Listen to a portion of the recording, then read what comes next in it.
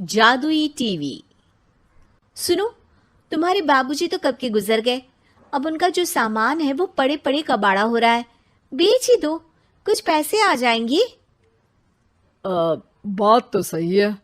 अगले संडे फुर्सत में यही करेंगे। अगले संडे रोहित सारा सामान कबाड़ी को घर बुला के दे देता है। तभी उसकी नजर बाबूजी की पुरानी टीवी पर जाती है, जो इतने सालों तक कूड़े में पड़ी थी, फिर भी चमचमा रही थी। टीवी तो देखो, जैसे एकदम नई हो। हाँ, बाबूजी को टीवी देखना बहुत पसंद था। उनका सपना था कि वो टीवी पे आए।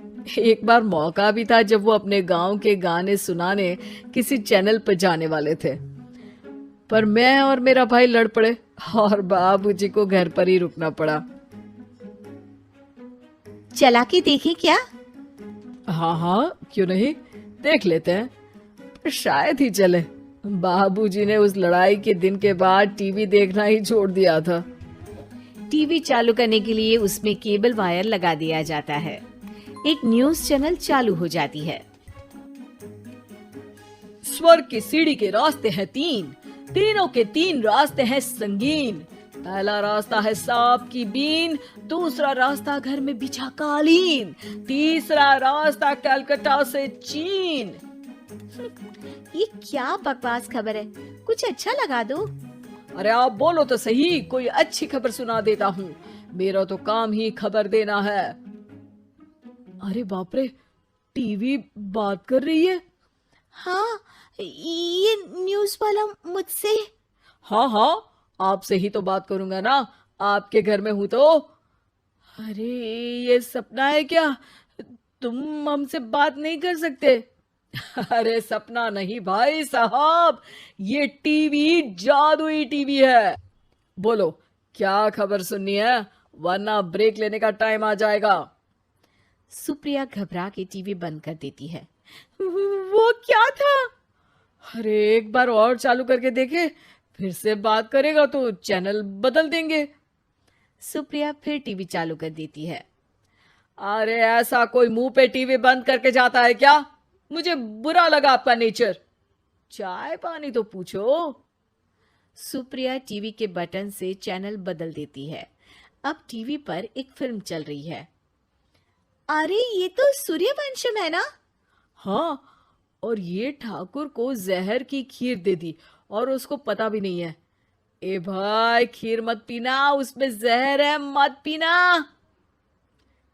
ठीक है महाशय, जैसा आप कहें। हाँ।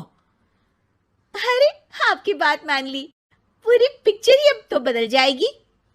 मतलब ये सच में जादुई टीवी है? तभी वहां कबाड़ी आ जाता है। भैया, टीवी के 150 रुपए दूंगा, चलेगा? अरे 1.5 करोड़ में भी ना दे तुमको ये टीवी हम। अरे 1.5 करोड़ खरीदने को होते तो तुम्हारे घर में ये पानी चाय नहीं पीता, अंबानी या टाटा के घर बैठा कोल्ड कॉफी पीता।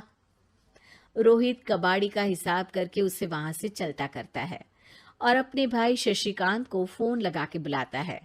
शशि थोड़ी ही देर में वहां पहुंच जाता है। क्या हो गया भैया? अरे बाबूजी का टीवी याद है? हाँ हाँ, जिसमें घुसे रहते थे हमेशा वो, और अपने को कुछ नहीं देखने देते थे। अरे वो अब जादुई टीवी बन गया है। भैया, आपकी बकवास करने की आदत अब तक नहीं गई। अरे आपके घर में बच्चे हैं, अब तो बड़ों जैसी बात करो। रोहित जाके टीवी चालू कर देता है। टीवी पर एक जादू का शो हो रहा है जिसमें एक जादूगर है। अब मैं अपनी टोपी में से कबूतर निकालूंगा। श्रिंग ब्रिंग शरिंग बम फोपा फुफी फुफा पाउ। टीवी से कबूतर निकलता है और शशिकांत के सर पर आकर बैठ जाता है। भैया, ये क्या हो रहा है?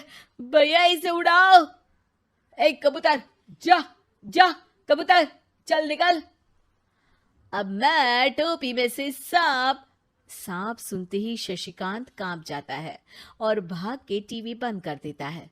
भैया, सॉरी भैया, मैं समझ गया ये सच में जादुई टीवी है। पर एक बार और ट्राई करते हैं। पर भाभी कोई दूसरा चैनल लगाओ हाँ, जिसमें डर ना लगे। सुप्रिया टीवी चला देती है और न्यूज लगा देती है।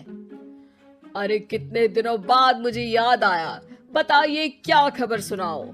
और ये नया आदमी कौन है?